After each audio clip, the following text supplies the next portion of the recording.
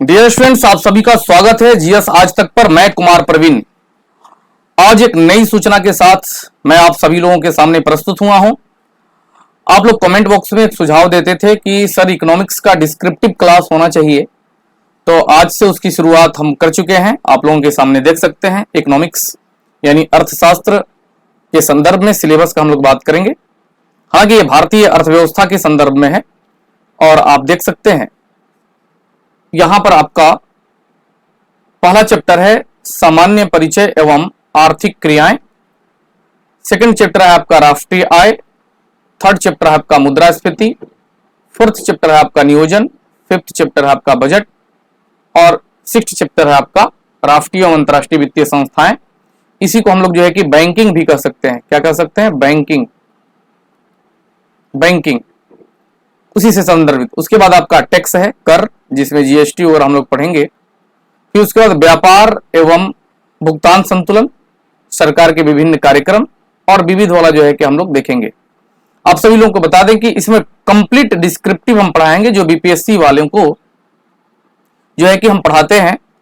और इसके बीच से जो है कि प्रश्न आप देखेंगे कि कैसे कैसे पूछे जाते हैं, हम उसमें बताएंगे आपको कि किस बीपीएससी या किस एग्जाम में कैसे प्रश्न आए थे।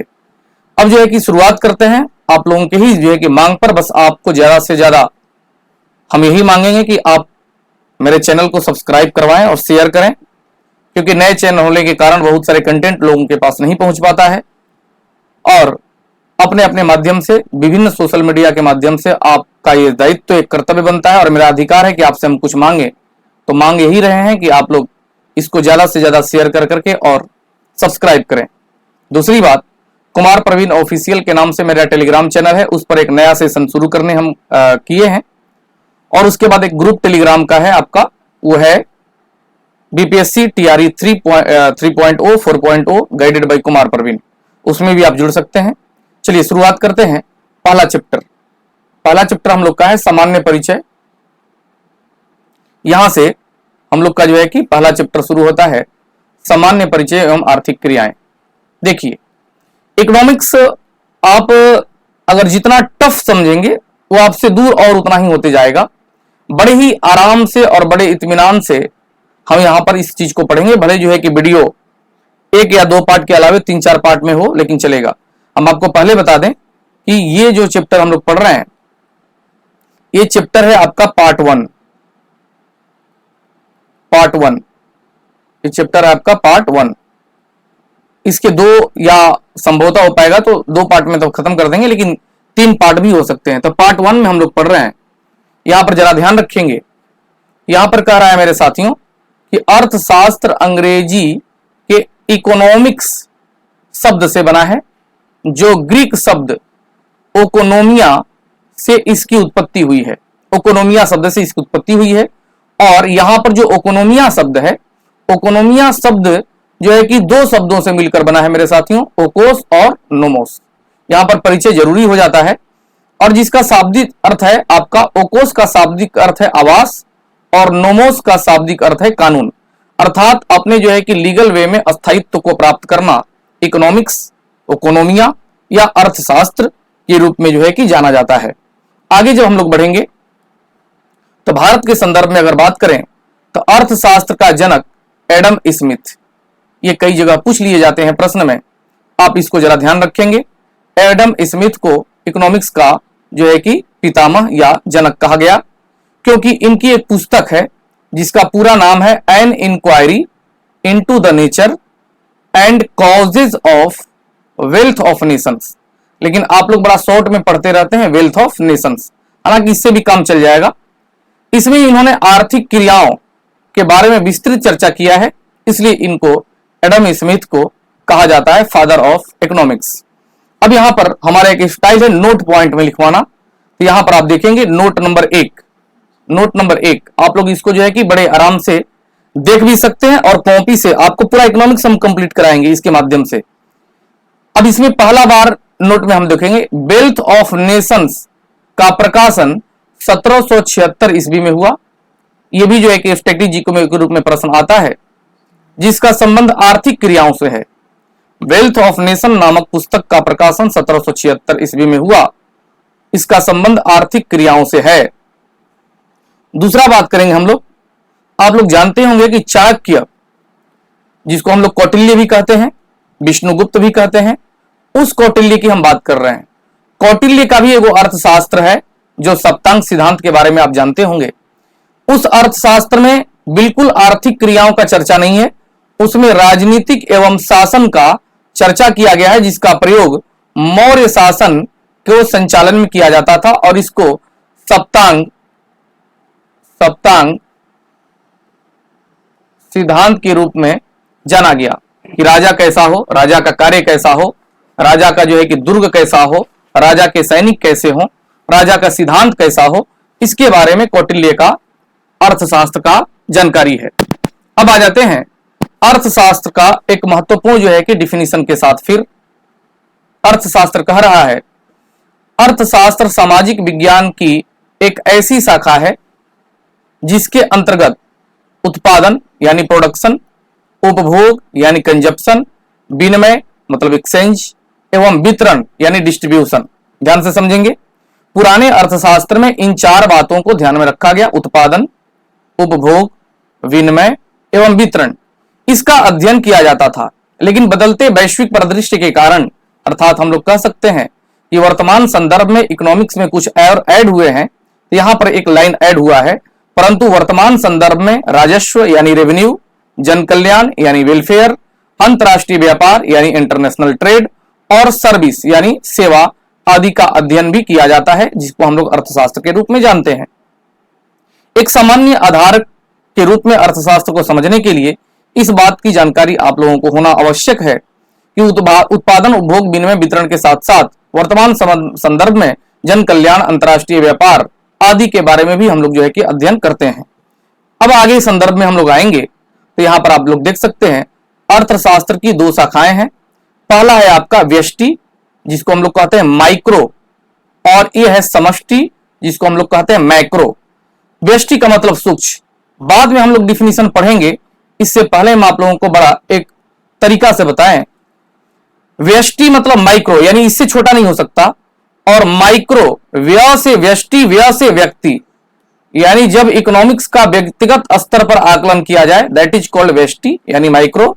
और यहां पर आपका हो गया माइक्रो मतलब समष्टि, यानी इकोनॉमिक्स का समस्त जो है कि स्तरों पर अध्ययन किया जाए दैट इज कॉल्ड समष्टि यानी मैक्रो। अब उसी संदर्भ में आप देखेंगे यहां पर आपका व्यष्टि है। व्यष्टि में पहला पॉइंट हम आपको बताएं, इसके अंतर्गत आर्थिक इकाइयों के व्यवहार का व्यक्तिगत स्तर पर, हम ऊपर ही आपको बोले कि व्यक्तिगत स्तर पर व्यष्टि का जो है कि आकलन किया जाता है, अध्ययन किया जाता है। दूसरा कह रहा है कि फिर इसमें और क्या चीजें होती हैं, तो दूसरा है आपका यह कीमत प्रणाली तथा संसाधनों के आवंटन पर केंद्रित होती है, जैसे प्रति व्यक्ति आय किसी देश का कितना है, लागत सिद्धांत किसी देश का कैसा है, कीमत सिद्धांत कैसा है, that is called micro economics यानी व्यष्टि अर्थशास्त्र। अब यहां पर समष्टि के बारे में हम लोग चर्चा करेंगे, तो आप लोग देख सकते हैं समष्टि इसके अंतर्गत किसी भी आर्थिक इकाई के व्यवहार का समस्त, ऊपर में चर्चा इसका हुआ था, समस्त अध्ययन किया जाता है। उसके बाद है यह समस्त आय का निर्धारण, यानी प्रति व्यक्ति जितना आय होगा, अब सभी लोगों का आय कितना है उसका औसत निकाला जाएगा कि अस्थायित्व में उपयोगी होता है। अब जैसे गरीब, तो गरीब कोई एक व्यक्ति होगा, उसके बाद गरीबी आएगा, प्रति व्यक्ति आय को जब जोड़ा जाएगा तो राष्ट्रीय आय होगा। सभी जो है कि लोगों के महंगाई वाले चीजों को देखा जाएगा तो मुद्रास्फीति, फिर बेरोजगारी, यानी 3-4 चीजें, गरीबी, राष्ट्रीय आय, मुद्रास्फीति और बेरोजगारी जो है वो समष्टि अर्थशास्त्र का अंग है, न कि व्यष्टि का। व्यष्टि में आप ऊपर में देखिए प्रति व्यक्ति आय, लागत सिद्धांत और कीमत सिद्धांत। आगे बढ़ते हैं हम लोग। अब आपको यहां पर जरा ध्यान रखेंगे, हमने अर्थशास्त्र का डिफिनीशन बताया, यहां पर अब डिफिनीशन है आपका अर्थव्यवस्था का यानी इकोनॉमी का। अब इसमें पढ़ेंगे वह व्यवस्था जिसमें किसी क्षेत्र विशेष में संसाधनों का नागरिकों के बीच आवंटन इस प्रकार से किया जाता है कि नागरिकों का अधिक से अधिक आर्थिक एवं सामाजिक कल्याण हो सके। ये तो आप देख लिए। अब जरा बात को समझिए, अर्थशास्त्र का जो सिद्धांत है, अर्थशास्त्र का जो शर्त है, वो सभी देशों में एक समान लागू होगी, लेकिन अर्थव्यवस्था सदैव एक समान नहीं होगा, क्योंकि हो सकता है कि किसी देश की संसाधन अलग अलग हो सकती है, वहां के नागरिकों के बीच का आवंटन का तरीका अलग अलग हो सकता है, वहां के सामाजिक कल्याण के तौर तरीके अलग हो सकते हैं। जैसे अमेरिका में संसाधन अलग है, नागरिकों का जो है कि व्यवहार अलग है, नागरिकों के बीच संसाधनों का आवंटन व्यवस्था अलग है, तो वो हो जाएगा अमेरिका की अर्थव्यवस्था। हमारे भारत में अलग होगा, इसलिए हो जाएगा भारतीय अर्थव्यवस्था। यानी किसी क्षेत्र विशेष में संसाधनों, उनके नागरिकों, उनके जन कल्याण और उनके बीच वितरण के जो है कि तौर तरीके अलग अलग होंगे, इसलिए अर्थव्यवस्था सबका अलग अलग होगा। अब आ जाते हैं आगे, अर्थव्यवस्था के बारे में हम लोग बात करेंगे, तो जरा ध्यान से समझेंगे। हमने इसको समझाने के लिए आप लोगों को समझाए हैं कि अर्थव्यवस्था में एक पार्ट हो गया आपका अर्थ, जिसका जो है कि शाब्दिक अर्थ के रूप में हम लोग धन लेंगे, और दूसरा जो है कि पार्ट हो गया, ये हो गया व्यवस्था, जिसमें आर्थिक क्रियाएं होंगी, आवंटन होगा। अब जरा ध्यान रखेंगे, इसको हमने एक फ्लो चार्ट के माध्यम से समझाए कि एक सीमित क्षेत्र में, एक भौगोलिक सीमित क्षेत्र में, यानी हम लोग बात करेंगे तो भारत में कश्मीर से लेकर के कन्याकुमारी तक और पोरबंदर से लेकर के सिलचर तक की सारी जो है कि सीमित क्षेत्र के बारे में चर्चा कर रहे हैं।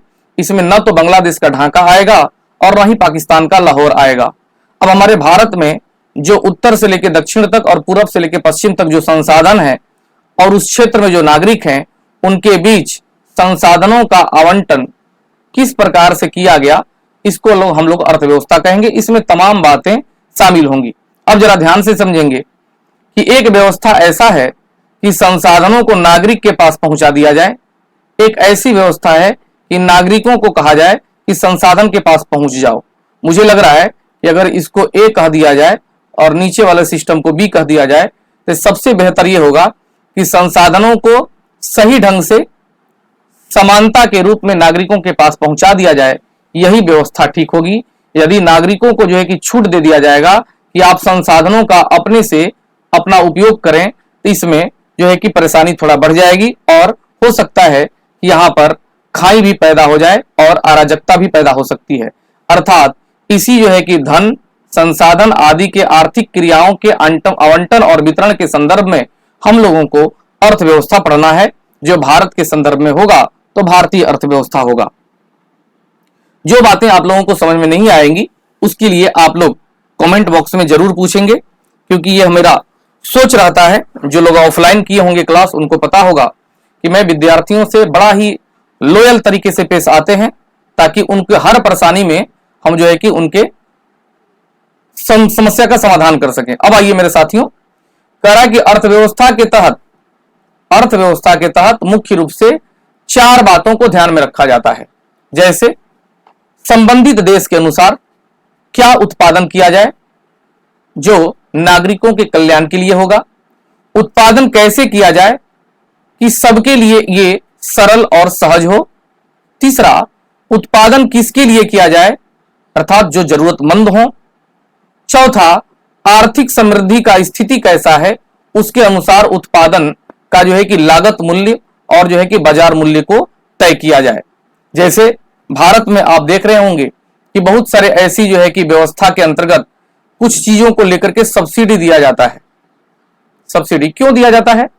तो सब्सिडी जो दिया जाता है उसमें हम लोग बात करें तो वहां सब्सिडी में जो है कि 3 बातें, उत्पादन किसके लिए किया जाए और उनका आर्थिक समृद्धि का स्थिति कैसा है, इसको ध्यान में रख करके सब्सिडी, जिसको हम लोग कहते हैं कि दे करके और सरकार उनको भी मुख्य धारा में लाने का बात करती है। अब आ जाइए अर्थव्यवस्था का प्रकार। सामान्यतः आप लोग जो है कि अर्थव्यवस्था के प्रकार को थोड़ा सामान्य रूप से अगर पढ़े होंगे, यहां पर थोड़ा सा हम लोग डीप और कंसेप्चुअल पढ़ेंगे। सबसे पहले मेरे सभी आदर्श छात्र छात्राएं, हम लोग क्या करें कि अर्थव्यवस्था को सबसे पहले 3 भाग में बांटें। एक स्वामित्व के आधार पर, दूसरा जो है कि विकास के आधार पर, तीसरा संबंध के आधार पर।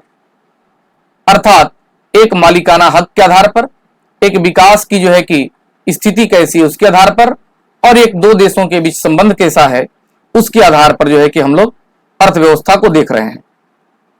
तो देखिए, स्वामित्व के आधार पर दो अर्थव्यवस्था हुआ, तीन अर्थव्यवस्था हुआ।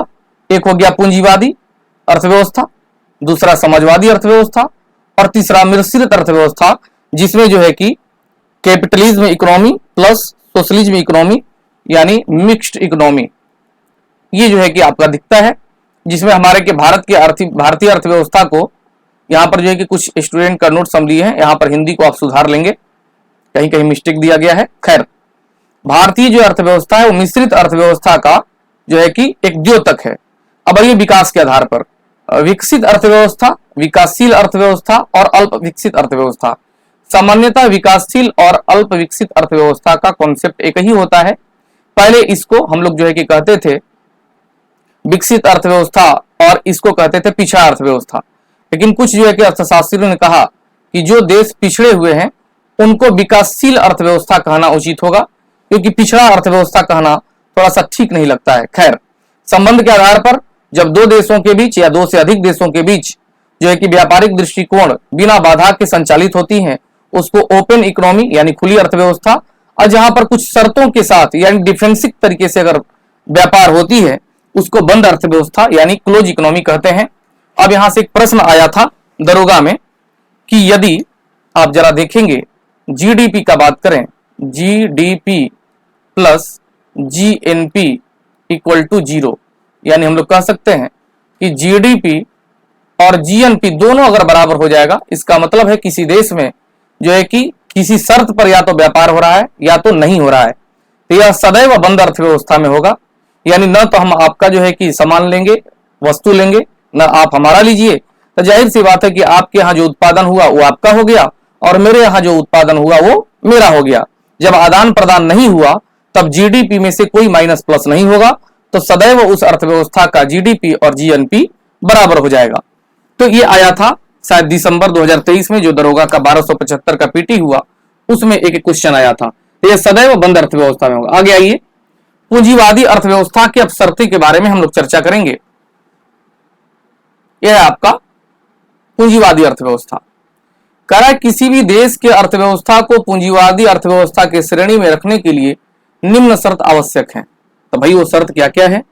तो पहला कि उत्पादन के साधनों पर व्यक्ति विशेष का अधिकार हो, यानी उत्पादन का साधन मान लीजिए कोयला है, पेट्रोलियम है या कोई मिनरल्स है, इस पर अब सरकार ने प्राइवेट लोगों को अधिकार दे दिया कि आप हमको इकट्ठे पैसा दे दीजिए और आप ये संसाधन निकालिए और लोगों के बीच बेच दीजिए। यानी उत्पादन के साधनों पर अब सरकार न रह करके उसमें प्राइवेट लोग शामिल हो गए। अनियोजित अर्थव्यवस्था यानी अनप्लान्ड इकोनॉमी, जैसे अगर सरकार के थ्रू रहता तो मान लीजिए कि पहले भारत में अगर बात करें तो प्लानिंग कमीशन यानी सब कुछ बड़ा प्लान्ड वे में होगा, लेकिन यहां नहीं। प्राइवेट लोग जरूरत है वो तुरंत बनेगा, चाहे इसका प्लान बना हो या ना बना हो, यानी पूरी तरह से एकदम अकॉर्डिंग टू डिमांड। तीसरा, वर्ग संघर्ष की संभावना, जैसे मान लीजिए ये हो गया जो कि रिच क्लास और एक हो गया आपका लेबर क्लास, दो हो गया। तो दो अगर हो गया तो रिच क्लास अगर है तो जब तक डिमांड है प्रोडक्शन करता रहेगा, लेकिन जैसे ही डिमांड कम होगा प्रोडक्शन बंद कर देगा।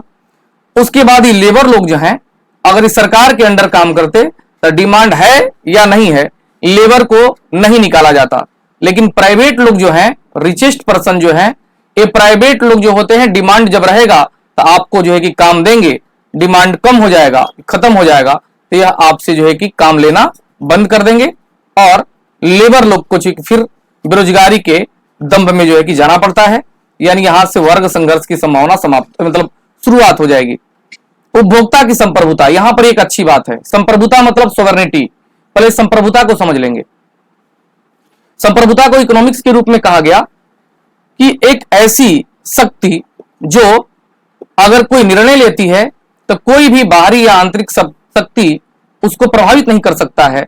अर्थात अगर प्राइवेटाइजेशन का दौर चल रहा है, निजी लोग, जैसे आपको समझ में आए, आप एयरटेल का सिम चला रहे हैं, आप जियो का सिम चला रहे हैं और एयरटेल और जियो में दोनों प्राइवेट हैं और एयरटेल का रिचार्ज आपको महंगा लग रहा है, सर्विस आपको ठीक नहीं लग रहा है तो आपने जियो ले लिया। जियो का सर्विस आपको ठीक नहीं लग रहा है, उसके बनस्पत एयरटेल का अच्छा लग रहा है, तो आप पूरी तरह से स्वतंत्र हैं कि आपको किस चीज में आपका फायदा है, आपका हित है, दैट इज कॉल्ड उपभोक्ता की संप्रभुता। उसके बाद आ जाता है आपका अहस्तक्षेप की नीति। सरकार जब होती है उसमें हस्तक्षेप की नीति होती है, प्राइवेट लोग होते हैं तो आप उसके किसी भी नीति को हस्तक्षेप नहीं कर सकते हैं, यानी वो अपना स्वयं नीति बनाएगा, चाहे व्यापारिक नीति हो, चाहे आपका जो है कि आपकी जरूरत को पूरा करने का नीति हो। आगे अगर बात करेंगे प्राइवेट सेक्टर, यानी जितने भी प्राइवेट सेक्टर के लोग होंगे वो सभी पूंजीवादी अर्थव्यवस्था के अंग होंगे, यानी निजी क्षेत्र। उम्मीद करते हैं कि आप बड़े अच्छे से उस पॉइंट को समझे होंगे, अगर नहीं तो फिर से एक बार दोबारा वीडियो को बैक करके देख लीजिएगा। समाजवादी अर्थशास्त्र, समाजवादी अर्थशास्त्र, बड़े लोगों का कहना था कि सर आप जो है कि यहां पर मिलते भी हैं बहुत सारे लोग, हमको कहते हैं कि यहां पर अगर आपका चेहरा होता तो थोड़ा सा देख करके अच्छा लगता। उसको भी जो है कि इसी सप्ताह में हम लोग कंफ्यूजन और आपका प्रॉब्लम को सॉल्व कर करके और जरूर हम यहाँ पर कॉर्नर में दिखेंगे। आप लोग को बता दें, हम सिंपैथी गेन नहीं करना चाह रहे हैं, इसलिए पहले आप लोग को बोल देते हैं। थोड़ा सा मेरा कुछ व्यवहार ऐसा है जो कुछ लोगों को खड़ूस टाइप लगता है, लेकिन आपको बता दें कि मेरे पास अभी संसाधन की कमी है लेकिन कंटेंट की कमी नहीं है, इसलिए आप लोगों के पास कंटेंट जैसे भी हो पहुंचाते रहेंगे, भले जो है कि हमारा ज्यादा से ज्यादा प्रमोशन हो या न हो, यह अलग बात है। आइए मेरे सभी आदर्श छात्र छात्राएं, अब हम लोग देखते हैं सोशलिस्ट इकोनॉमी में समाजवादी अर्थव्यवस्था के लिए निम्न शर्त होना चाहिए, यानी सामान्यतः पूंजीवादी अर्थव्यवस्था का उल्टा।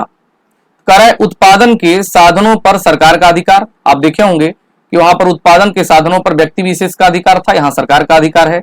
नियोजित अर्थव्यवस्था, नियोजित अर्थव्यवस्था यानी कोई भी काम होगा बड़ा प्लान वे में होगा। वर्ग संघर्ष की संभावना समाप्त, यानी समाप्त जो है कि कहने का मतलब ये हुआ कि उत्पादन हो या ना हो, आप सरकार के एम्प्लॉई हैं और सरकार आपको बीच में बेरोजगारी के रूप में बिल्कुल नहीं हटाएगी ताकि आप रोड पर संघर्ष करें।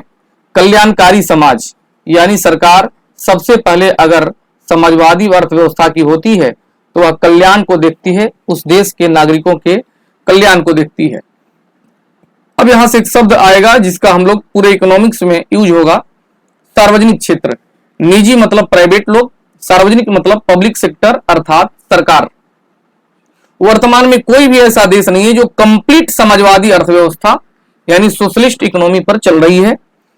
पहले का पूर्व सोवियत संघ था, वो सोशलिस्ट था। अगर आप वर्तमान में प्राइवेट लोगों को अपने इकोनॉमी में एंट्री नहीं कराते हैं तो आपका अर्थव्यवस्था अन्य देशों के अर्थव्यवस्था के अपेक्षा कम रहेगी और सामान्यतः आप फ्लक्स नहीं कर पाएंगे। इसलिए कुछ क्षेत्रों में हम लोगों को प्राइवेट लोगों को डालना होगा। आप नाम सुने होंगे, यहां पर जरा ध्यान रखेंगे, बीएसएनएल का, बीएसएनएल का, और एक तरफ नाम सुने होंगे जियो का। जियो प्राइवेट है, बीएसएनएल आपका जो है कि सरकारी है।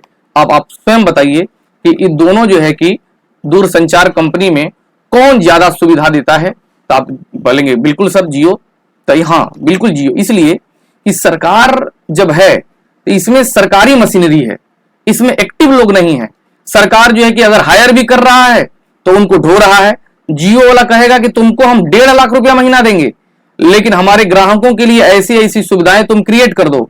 1.5 लाख रुपया महीना लेकर के अगर वो नहीं करेगा तो उसके बदले उसको हटा करके ए नाम के व्यक्ति को फिर बी नाम को लाया जाएगा, ये भी नहीं करेगा सी को लाया जाएगा। यानी ज्यादा से ज्यादा सुविधा दो। सर्विस चार्ज ग्राहक से लेंगे, ग्राहक को भी सर्विस चाहिए। पैसा जब लेंगे तो उसका पैसा तुमको हम देंगे। सामान्यतः प्राइवेट सेक्टर का एक कंसेप्ट है कि अपने कुल इनकम का कम से कम 10 से 20% अपने एम्प्लॉय पर खर्च कर देता है, ताकि जो है कि उसके संदर्भ में 80 से 90% उसको बचे और सर्विस भी ठीक रहे। आइए यहां पर जरा हम लोग देखते हैं मिश्रित अर्थव्यवस्था के बारे में। मिश्रित अर्थव्यवस्था बड़ा सामान्य रूप है। मिक्स्ड इकोनॉमी, सिंपल, जब किसी अर्थव्यवस्था में पूंजीवादी यानी प्राइवेट लोग, समाजवादी यानी जो है कि सरकार, दोनों लोग समन्वय यानी मिलजुल कर काम करते हैं तो उसको हम लोग मिश्रित अर्थव्यवस्था की संज्ञा देते हैं। उसके बाद अगर हम लोग आगे बढ़े तो निजी क्षेत्र, वही कंसेप्ट है, निजी क्षेत्र और सार्वजनिक क्षेत्र दोनों का सह अस्तित्व इसमें होता है। और भारतीय अर्थव्यवस्था मिश्रित अर्थव्यवस्था की सबसे बड़ी महत्वपूर्ण उदाहरण है।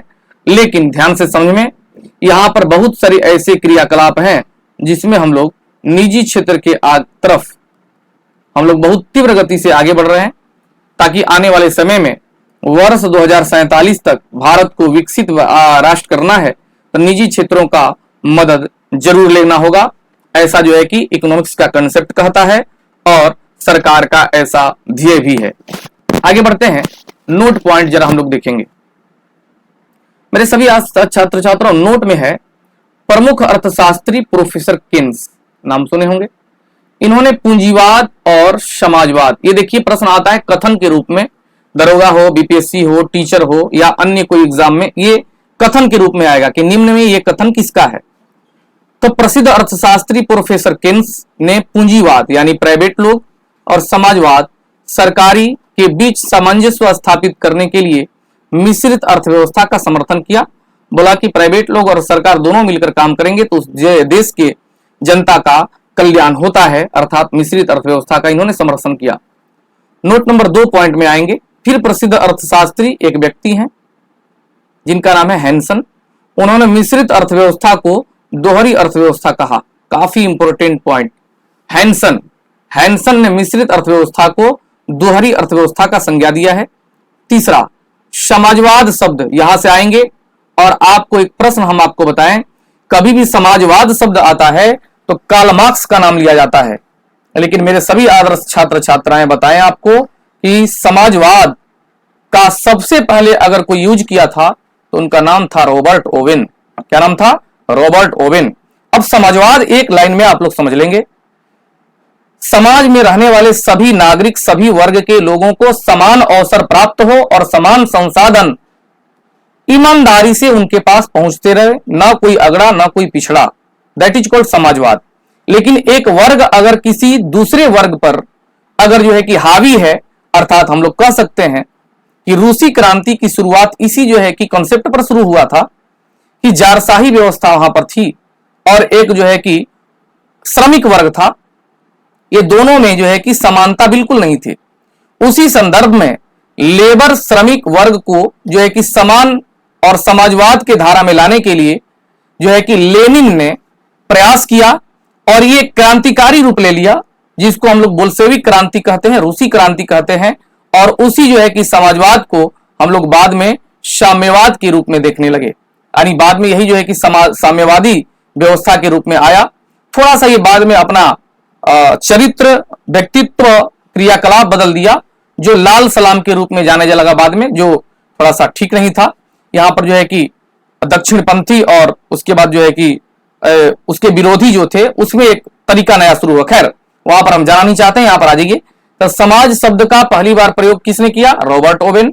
लेकिन इसको विस्तृत वैज्ञानिक व्याख्या जो किया है वो कार्ल मार्क्स ने ही किया है। इस बात का ध्यान रखिएगा, समाजवाद जब आएगा प्रश्न तो वहां पर देखिएगा कि पूछ क्या रहा है। समाजवाद के बारे में पुस्तक का बात कर रहा है, समाजवाद को लोकप्रिय बनाने का बात कर रहा है, समाजवाद को प्रोत्साहित करने का बात कर रहा है, तब वहां पर कार्ल मार्क्स जरूर होगा।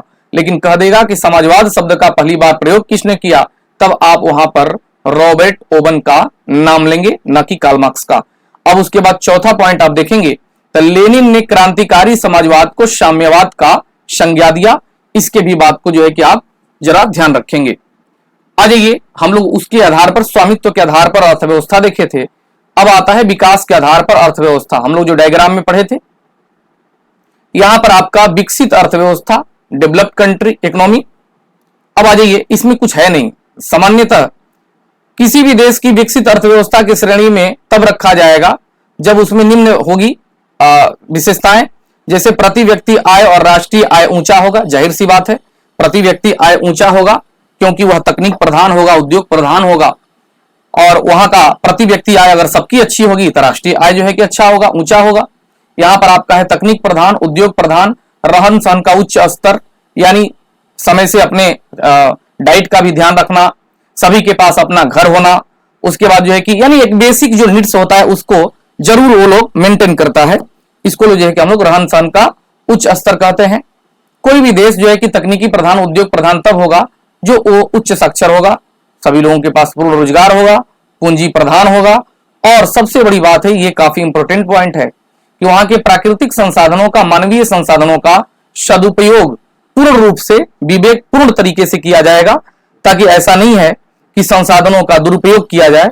उसका सदुपयोग किया जाएगा विवेकपूर्ण तरीके से। बस इसका उल्टा हो जाएगा विकासशील। हम बोले कि पिछड़ा के लिए बाद में विकासशील देश कहा गया।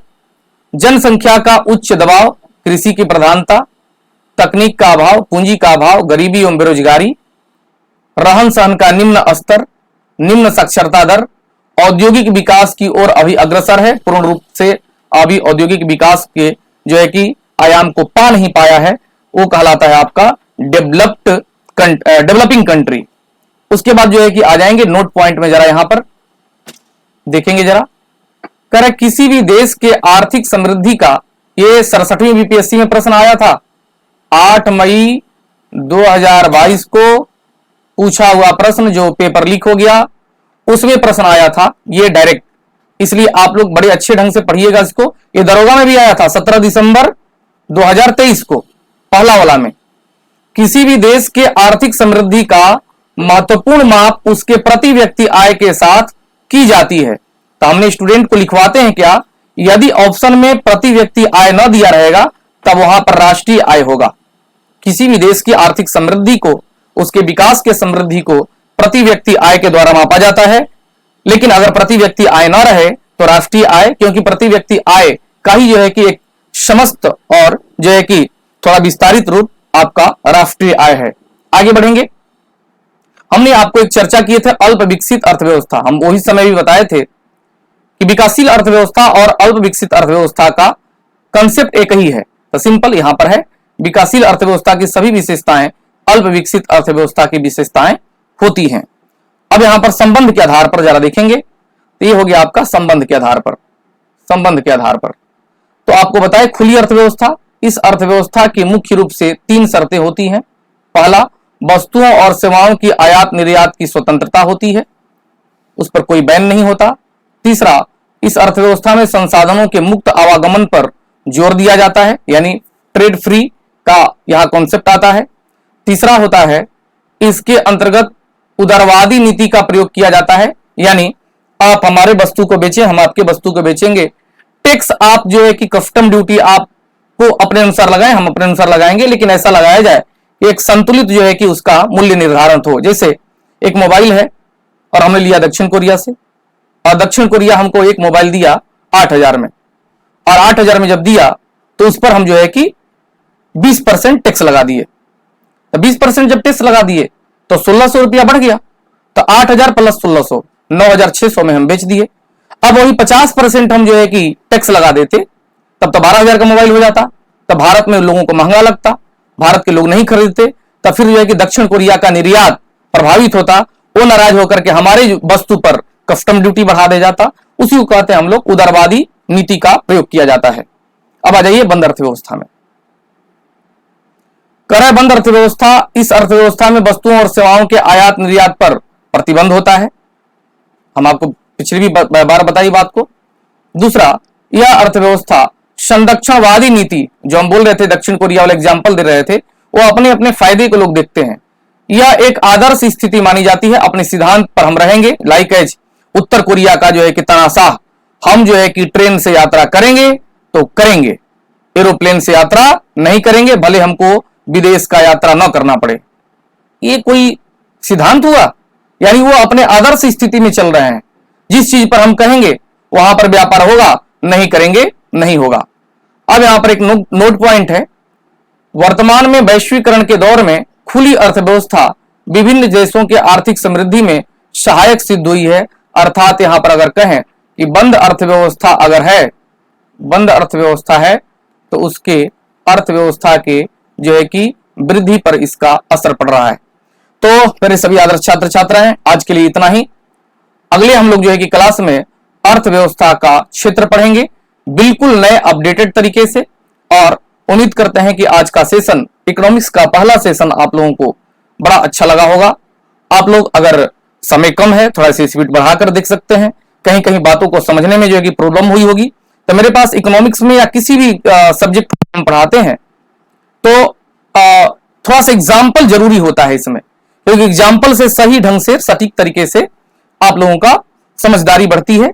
तो हम लोग पार्ट 2 में पढ़ेंगे अर्थव्यवस्था का क्षेत्र। मिलते हैं अगले वीडियो में, फिर आपसे एक बार बोलेंगे हम कि बड़ी धीमी गति से जो है कि चैनल सब्सक्राइब आप लोग कर रहे हैं और करवा रहे हैं, तो प्लीज शेयर करें और Kumar Praveen official Telegram channel पर आप लोग ज्वाइन हो जाएं। वहां पर जो है कि आपको एक बार बता दें कि वहां पर आप लोगों को, यहां पर थोड़ा सा एक जगह लेते हैं, वहां पर जो है कि होमवर्क हम देंगे, टॉपिक वाइज होमवर्क। इस होमवर्क को आपको करना है जिस पर एमसीक्यू होगा। उस होमवर्क को फिर हम ऑडियो के माध्यम से आपके पास पहुंचाएंगे, आप कहीं भी रह करके सुन सकते हैं। वो कहानी के रूप में सुनाएंगे, जैसा कि हम लोग जानते हैं कि बिहार हिस्ट्री, बिहार ज्योग्राफी, चाहे अन्य सब्जेक्ट को कैसे हम कहानी के रूप में पढ़ाते हैं। उसके बाद एक जो है कि मेरे टीम के ही मेंबर के द्वारा आप लोगों को माइंड मैपिंग कराया जाएगा, यानी हम आपको बताएं जीडीपी, जीडीपी, जीएनपी कैसे, एनएनपी कैसे, एनआई कैसे, पीआई, ये आपका होगा। दूसरा होगा गूगल वर्क, आप लोग को दिया जाएगा। उसके बाद आपका कंटेंट भी जो है कि उसमें हम लोग प्रोवाइड कराएंगे पीडीएफ के माध्यम से। जैसे मान लीजिए कुछ लोगों को पॉलिटी में राजभाषा का कुछ अनुच्छेद बड़ा जो है कि टेंशन देता है, तो उसको इतना आराम से जो है कि हम लोग बताएंगे कि आपको केवल एक बार में समझ में आ जाएगा। इसलिए आप लोग से दूर रहकर भी दूर नहीं रहे, ऐसा जो है कि मेरा सोच है। इसी के लिए आप लोग कुमार प्रवीण ऑफिशियल चैनल और आपका BPSC teacher TRE 3-4 guided by Kumar Praveen, ये डिस्क्रिप्शन बॉक्स में दे दिया गया है चैनल के, आप लोग जो है कि इसको जरूर ज्वाइन करेंगे। तो मिलते हैं अगले क्लास में, तब तक के लिए बहुत बहुत धन्यवाद।